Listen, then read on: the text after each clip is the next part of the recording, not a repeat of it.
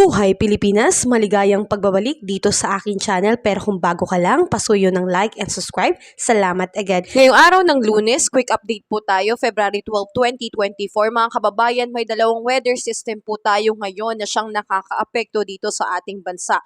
Patuloy pong nakakaapekto sa bahaging Luzon po ang northeast monsoon o yung tinatawag nating hanging amihan na nagpapadala po ng maulap na kalangitan na meron pong mahinang pag-ulan at nagdadala rin po ito ng malamig po na hangin, kaya naman medyo sa gabi po at sa madaling araw ay nakakaramdam po tayo ng medyo malamig-lamig na po. Samantalang ang shoreline po, ito po ay pagtatagpo ng mainit at malamig na hangin po na siyang nagdudulot po sa eastern section ng Southern Luzon and Visayas ng pagkakaroon po ng maulap na papawiri na meron pong kalat-kalat na pag-ulan, kulog at kidlat. Dahil nga po sa epekto ng shoreline, meron pong ibinabang rainfall advisory ang DOST Pag-asa sa lugar ng Capiz, Iloilo at Negros Occidental na kung saan inaasahan po dyan ang pagkakaroon ng tuloy-tuloy na pag-ulan mula 2 hanggang 3 oras at dahil po dyan posible pong magkaroon ng flash flood and landslide. Kaya mag-ingat po tayo dyan mga kababayan sa nabanggit po na lugar. Samantalang asahan po natin sa Cagayan Valley, Cordillera Administrative Region, Aurora at Quezon ang pagkakaroon po ng cloudy sky with light rains po.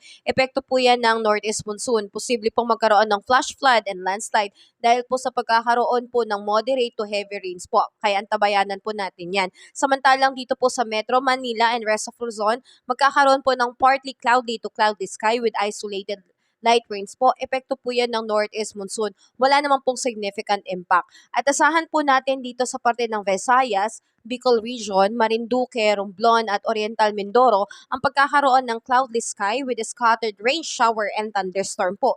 Yan ay epekto po ng shoreline and easterlies. Kaya naman po posible pong magkaroon nga po ng flash flood and landslide dahil sa pagkakaroon po ng heavy rain po. Kaya antabayanan po natin na tayo po ay mag-obserba sa pag-uulan-ulan dyan. Dito naman po sa bahaging Mindanao, dahil po sa epekto ng shoreline, patuloy pong makakaranas ng maulap na papawiri na meron pong kalat-kalat na pag-ulan, kulog at kidlat. Kaya tayo po ay mag-ingat dyan mga kababayan natin. Samantalang meron pong nakataas na gale warning signal sa ating mga baybayin dito po sa northern and eastern seaboards of northern Luzon and eastern seaboards of Luzon, kasama ang Batanes, Ilocos Norte, Ilocos Sur, Cagayan, including Babuyan Island, Isabela, Aurora. Kasama rin po dyan ng eastern seaboard of Southern Luzon and Visayas, including eastern coast of Catanduanes, Albay, Sorsogon, Northern Samar, and Eastern Samar. Kaya mga kababayan natin dyan at mga ngisda po, hindi po muna pinahihintulutan pumalaot dahil magiging mataas at malakas po ang alon sa karagatan. Ito po ay magiging mapanganib po. Samantalang wala pa rin po tayong LPA na namamataan sa loob ng Philippine Area of Responsibility.